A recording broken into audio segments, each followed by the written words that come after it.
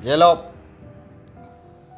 तुम्हारी शादी भी होगी, ढेर सारा पैसा भी आएगा।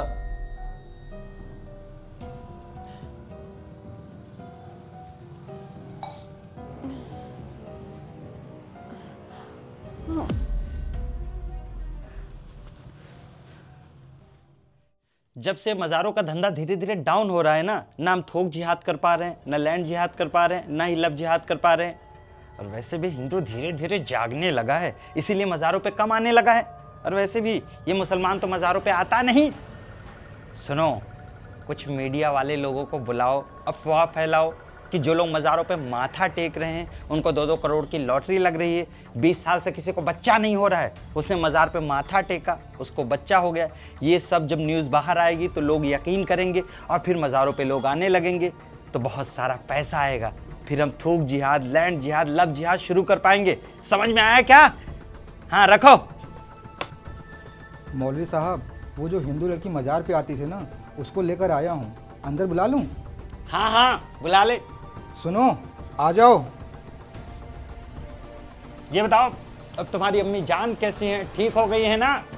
मेरी माँ ने जब से मज़ार पे माथा टेका है ना, तब से वो ठीक होने लगी है। अरे हम तो हमेशा से कहते हैं कि हमारे पीर फकीर में बहुत ताकत है, एक बार भी माथा टेकोगी तो सब कुछ ठीक हो जाएगा। मौलवी साहब, एक समस्या और है, मेरी शादी नहीं हो रही है, घर वाले बहुत परेशान हो रहे हैं, कुछ कर दीजिए ताकि मेरी शादी हो जाए। सुनो, तुमको रात को आना पड़ेगा, एक स्पेशल मज़ार है, वहाँ जब तुम माथा टेकोगी तो सब कुछ ठीक हो जाएगा, तुम्हारी अच्छी जगह निकाह हो जाएगी और तुम्हारे पास बहुत सारा पैसा भी आएगा। ठीक है मौलवी साहब, मैं इनको लेकर आ जाऊँगा। ठीक है। एक और हिंदू लड़की लब जिहाद के चंगुल में। बेटी, इतनी रात को तू कहाँ गई थी? मज़ार पे गई थी। मज़ार पे? मज़ार पे क्या करने गई थी? पापा, आपको पता है माँ की तबीयत कितनी खराब है, वो ठीक ही नहीं हो रही थी। जब से मैं मज़ार पे जाने लगी हूँ तब से उनकी तबीयत में भी सुधार आने लगा है। अरे बेटी, तू कैसी बात कर रही है? इतने बड़े बड़े डॉक्टर तेरी माँ का इलाज कर रहे हैं, वो तो ठीक नहीं कर पा रहे हैं। अब क्या मज़ारों पे माथा पीटने से तेरी माँ ठीक हो जाएगी? जब सारे रास्ते बंद हो जाते हैं तब ये पीर फकीर ही काम आते हैं पापा। बेटी, हम बता देते हैं, तू बहुत गलत कर रही है। अरे ये लोगों की मानसिकता कब बदल जाए किसी को कुछ भी नहीं पता। देखिए, मुझे जो सही लगेगा मैं वही करूंगी। ये हैं हमारे पीर साहब, जिनकी वजह से पूरा हिंदुस्तान चलता है। बेचारे डेंगू से मर गए थे। मत्था टेको।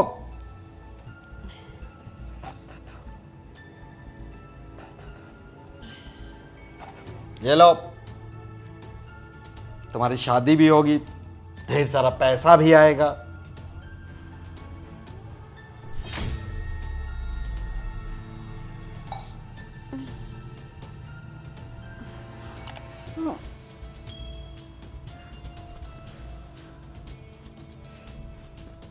मौलवी साहब, मैं भी। हाँ।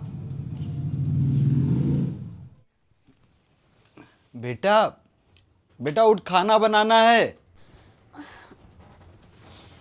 पापा, तबीयत ठीक नहीं लग रही है, पेट में दर्द सा हो रहा है और 3-4 बार उल्टियाँ भी आ गई है। हाँ तो बेटा एक काम करना, डॉक्टर के पास चलते हैं, दिखा देते हैं। पापा, डॉक्टर को दिखाने की क्या ज़रूरत है? मज़ार पे जाऊंगी, माथा टेकूंगी, ठीक हो जाऊंगी। लेकिन बेटा एक बार रिपोर्ट करवा ले, पता चल जाएगा क्या दिक्कत है। पापा, मैंने जांच करा लिया है, रिपोर्ट आ जाएगी शाम तक।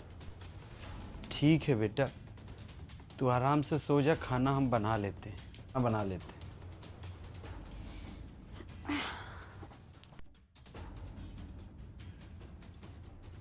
ये बताओ, जो मैंने तुमको कुरान दी थी वो पढ़ी?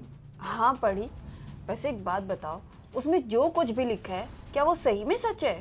हाँ बिल्कुल सच है, ये आसमानी किताब है। इसमें की एक एक आयतें सीधा अल्लाह ने नाजिल की है। तो इसका मतलब मरने के बाद भी दुनिया होती है? हाँ बाबा, मरने के बाद तो दूसरी दुनिया शुरू होती है। अब देखो, तुम नमाज पढ़ोगी, बुर्का पहनोगी, पूरे इस्लाम के रीति रिवाज फॉलो करोगी तो अल्लाह खुश होकर तुम्हें जन्नत देगा। और वहाँ पे अच्छा खाना होगा खाने के लिए, अच्छा कपड़ा होगा पहनने के लिए, तुमको जिस चीज़ की चाह है वो सब कुछ मिलेगा। ये सब तो मुझे पता ही नहीं था। तुमको इसलिए बोल रहा हूँ, कलमा पढ़ो, क्योंकि जो कलमा नहीं पढ़ेगा वो दोजक की आग में जलेगा। अरे क्या हुआ? पता नहीं, 2-3 दिन से ना मुझे उल्टियाँ आ रही है। जब से मज़ार से आई हूँ तब से तबीयत ठीक नहीं रहती है। अच्छा सुनो, मैं ना जाती हूँ, बाद में मिलूँगी। ठीक है, चलो। अब ये हो गई है प्रेग्नेंट। अब ये बुर्का भी पहनेगी, नमाज भी पढ़ेगी, अब्दुल से निकाह भी करेगी, और तो और अब्दुल के नाम के 10-12 बच्चे भी पैदा करेगी।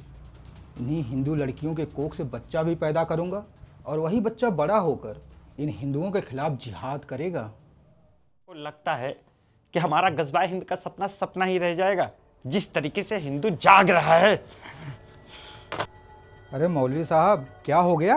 अरे क्या हो गया? अफगानिस्तान में हमने गज़वाए हिंद कर दिया, पाकिस्तान में गज़वाए हिंद कर दिया, बांग्लादेश में गज़वाए हिंद कर दिया, कश्मीर में गज़वाए हिंद कर दिया, केरला में गज़वाए हिंद कर दिया।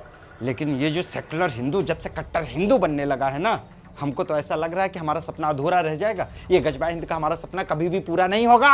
इसीलिए जो हमारा मजहब आया है वो अरबी भाषा में आया है, और उसमें लिखा गया है कि उसको किसी भी भाषा में कन्वर्ट मत करो, क्योंकि अगर कन्वर्ट करेंगे तो हमारे दीन और मजहब की सच्चाई बाहर आ जाएगी, लोगों की आंखें खुल जाएंगी। ये बता, लब जिहाद का क्या चल रहा है? अरे मौलवी साहब, हिंदू लड़कियां हम मुसलमान लड़कों से दूर रहने लगी हैं। मज़ार में भी हिंदू लड़कियां आती हैं ना, हम मुसलमान लड़कों से दूर ही रहती हैं। लेकिन हाँ, एक बात है, जिस तरीके से हमारी मुसलमान बेटियां लब जिहाद में उतरी हैं, पहले इन हिंदू लड़कियों को टारगेट करती हैं, स्कूल कॉलेज में इनसे बात करती हैं, मज़ारों पे जो हिंदू लड़की आती है इनसे बात करती हैं, इनको अपने घर पे लाती हैं, अपने दीन और मजहब के बारे में बताती हैं, फिर हमारे मुसलमान भाइयों से बात करवाती हैं, फिर धीरे धीरे मेल जोल बढ़ता है, इससे लब जिहाद करने में आसानी मिल रही है। और वैसे भी चाहे कोई लड़का लब जिहाद करे या कोई हमारी मुसलमान बेटी लब जिहाद में फंसा रही है किसी हिंदू लड़की को, क्यों करवा रही है? क्योंकि उसको पता है एक न एक दिन मर के सबको जन्नत में जाना है। लड़कों को 72 हूरें मिलेंगी, और ये लड़कियां होंगी उनको सब कुछ मिलेगा जो उनकी चाह होगी। वैसे एक बात बता, आज कोई हिंदू लड़की लाया है कि नहीं? अरे हाँ मौलवी साहब, आज मज़ार पे बहुत सारी हिंदू लड़कियां आई थी। उसमें से एक हिंदू लड़की को दुआ वाला पानी पिलाकर आपके कमरे में पहुंचा दिया हूँ, जाइए। अरे तू बहुत अच्छा काम कर रहा है, तुझे अल्लाह सीधा जन्नत देगा, 72 हूरें देंगी। लेकिन एक बात बता, जिस हिंदू लड़की को तुम मुझसे मिलवाने आया था उसका क्या स्टेटस है? अरे मौलवी साहब, वो हिंदू लड़की तो प्रेग्नेंट हो गई है। उसके पास मेरे अलावा कोई दूसरा रास्ता नहीं है। अब वो हमारे मजहब में आएगी, नमाज पढ़ेगी, बुर्का पहनेगी, और अब्दुल के नाम के 10-12 बच्चे पैदा करेगी। वैसे एक बात है, हमारा मज़ारों का धंधा चलता रहेगा, हिंदू आके माथा टेकता रहेगा, करोड़ों रुपए हमको देता रहेगा, तो 10 से 12 साल में उन्हीं पैसों से इन हिंदुओं को लब जिहाद करके सारी लड़कियों को अपने दीन और मजहब में लाएंगे और उनको मुसलमान बनाएंगे। तो मौलवी साहब, जाइए कमरे में, दुआ फूंक दीजिए। ठीक है। अब्दुल, मेरी रिपोर्ट आ गई है, मैं प्रेग्नेंट हूँ। अरे तुम प्रेग्नेंट कैसे हो सकती हो? ना तो तुम्हारा अभी निकाह हुआ है, ना ही कोई बॉयफ्रेंड है। मुझे भी समझ में नहीं आ रहा ये कैसे हो गया। तुम एक काम करो, मुझसे निकाह कर लो, इस बच्चे का बाप मैं बन जाता हूँ। नहीं अब्दुल, मैं तुमसे शादी नहीं कर सकती, मैं मुसलमान नहीं बन सकती। क्यों? तुमको नफरत है क्या मुसलमानों से? अरे नहीं नहीं, ऐसी बात नहीं है। तो सुन, तू जितनी भी बार मज़ार आती थी ना, तेरे दुआ वाले पानी में नस्ली दवा मिलाकर तुझे बेहोश कर देते थे। फिर तेरे साथ मौलवी साहब सोते थे, फिर मैं भी सोता था, और सोते हुए तेरी वीडियो निकाल लिया हूँ। अगर तूने अपना कहीं पे भी मुंह खोला तो ये वीडियो वायरल कर दूंगा। अब्दुल, मैंने तुम्हारे ऊपर भरोसा किया, तुम्हारे इस्लाम पर भरोसा किया, लेकिन तुमने मुझे ही धोखा दिया। अलतकिया सब सुना है तुमने? इन हिंदुओं के बीच में रहो, इनके साथ भाईचारा बढ़ाओ, और जैसे ही मौका मिले इनका गला काट दो। वही तो किया तेरे साथ। पहले तेरा भरोसा जीता, फिर तेरे साथ उठा बैठा घूमा फिरा, जैसे ही मौका मिला तुझे प्रेग्नेंट कर दिया। मैं पुलिस के पास जाऊंगी। एक बार जो अब्दुल के चंगुल में आ जाती है ना, वो या तो कब्र में जाती है या तो अब्दुल के नाम पे 10-12 बच्चे पैदा करती है। मैं जा रही हूँ पुलिस के पास।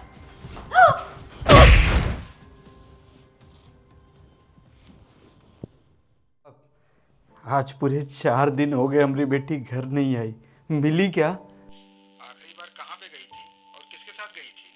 साहब, एक लड़का है अब्दुल, उसके साथ वो मज़ार पे गई थी। अब अब्दुल के साथ उठना बैठना है तो उसको भगवान ही बचा सकता है। अरे साहब ऐसा क्यों बोल रहे हैं? हमारी बेटी है वो। पापा अरे बेटी तू आ गई तो ठीक है ना बेटी? वहीं रहिए, अब्दुल ने मुझे मार दिया है। वो तो तेरे साथ होना ही था बेटा। अब मज़ारों पे जाएगी, अब्दुल से मिलेगी तो वो तो तेरे साथ होगा ही।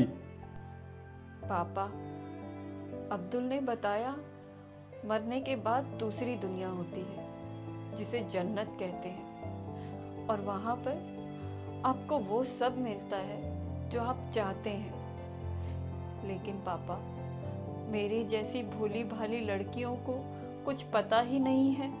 अरे बेटी हमारे सारे ग्रंथों में लिखा गया है कि मरने के बाद इंसान को क्या मिलता है क्या नहीं मिलता। अरे हमारे जितने भी महापुरुष थे, जितने भी भगवान थे, सब कुछ ग्रंथों में लिख के जा चुके हैं। अरे हमारा सनातन तो इतना विशाल है, सबको जीने का अधिकार देता है, चाहे वो चींटी हो, चाहे वो बकरा हो, चाहे पहाड़ हो, चाहे पर्वत हो, सबको जीने का अधिकार देता है। अरे बेटी हमारे सनातन जितना विशाल कुछ भी नहीं है। तो पापा आप लोग हम लोगों को सिर्फ पढ़ना लिखना और पैसे कमाना ही क्यों सिखाते हो? ये क्यों नहीं बताते अगर कोई हनुमान जी का नाम जपने लगे तो उसकी जिंदगी से कष्ट दूर हो जाते हैं, अगर कोई श्री राम जी का नाम जपने लगे तो वो मर्यादा में रहना सीख जाता है, और अगर कोई महादेव जी का ध्यान करने लगे तो उसकी जिंदगी से सारे डर खत्म हो जाते हैं, वो किसी से नहीं डरता। पापा जब आपको सब पता है कि हमारा सनातन धर्म इतना विशाल है तो क्यों अपने बच्चों को ये सीख नहीं देते?